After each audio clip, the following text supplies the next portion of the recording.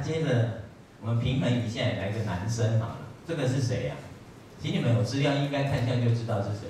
雍正哎吼，哦，你有看过雍正是安尼烫卷头发的呢，还打猎呢对不？还打老虎吼，是不是吼？少年派吼，是不是？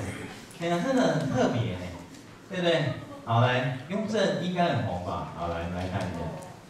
哦，两个雍正，你喜欢哪一个？这两个都是也，你喜欢哪一个？哎，我问的这个问题还特地问了我太太，因为我太太比较认真，她都看完了。哦，实在是我真的看不下去。不是，应该关机的，对不对？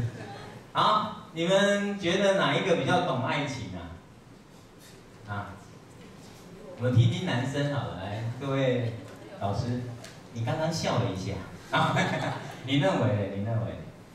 照内容来看，应该是左边这个。哦，为什么？为什么是吴奇隆？为什么？不是因为他帅吧？啊，为什么？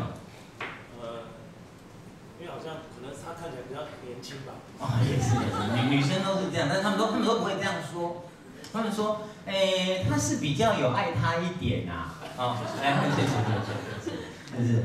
对啊，那陈建廷哦，其实每个人看哦，你猜我太太都会讲什么？那谁爱呐？而且我另外一个，他马上就喃喃自语就讲说啊，这样子才能凸显爱情的残酷吧？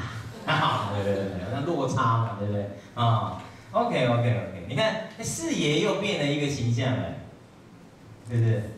好，来哈，那这个都是现在的史学家对雍正的，对。那这三个当然是比较正面的啦，哦。好，我们直接进入主题啦。为什么一开始要先跟大家谈这个呢？这是我们历史科很特别也有趣的地方。所以历史这些人都已经过去了，可是我们可以一直来讨论呢。好，大家可以知道旁边三个图都在讲谁？大家知道吗？厦门一起在谁想？啊？老罗斯福。好，问你第一个那个右上角那是什么？啊，巨棒政策。那那个什么？你们是左下角那是什么？他在讲美国的20世纪初的什么现象？托拉斯啊，大企业啊，来老师，哇，太棒了！第三个猜得到吗？泰迪熊呢？你有想到？因为老罗斯福有一次去打猎，他其实是很爱打猎。结果没想到，他们一群猎人啊，可能是猎了母熊，母熊有一只小熊啊，那就有人说，干脆一不做二不休，也给他毙了好了。老罗斯福说：“蛋姐，怎么可以这样呢？这不是我们美国人的精神嘛。”所以他这个故事就传出去了。哇，老罗斯福爱小熊，对不对啊？所以他们厂商很聪明，就设计了一个可爱的小熊，他叫老罗斯福叫泰迪嘛。泰迪一个泰迪熊，3种形象呢。第一个形象多凶啊，拿着棒子想要挥人。左下角那形象是被挟持的，多可怜，对吧？像一个 baby 一样，对不对？扒光了，整个国家都被那个托拉斯给控制了。那另外一个是天真可爱。历史哦有2层意义，第一层呢历史事实，事实应该是比较不太会改变。除了新资料，但是另外一层叫历史解释，历史解释就很丰富了哦。那历史解释里面呢，当然就会随着怎样新资料的出现或史学家的新观点，就会有不一样的样貌。我想刚刚我们已经从这几个例子，我想大家都应该可以感受到。另外，我觉得还有2个原因啊，就历史的史料本来就很多元，对不对？你看，我们就这个图来讲好了。这些都是漫画，是不是？但是可以看出来，好，我问大家哪一个比较同情老罗斯福？这2个是政治漫画哦，你猜哪一个比较同情老罗斯福？是他还是他？对，你说这个国家会被托拉斯给挟持，你总统不用负责了，是不可能嘛？嘛，是不是？但是你觉得，哎，他好像没有错，对不对？被那种洛克菲勒啊那些的有没有？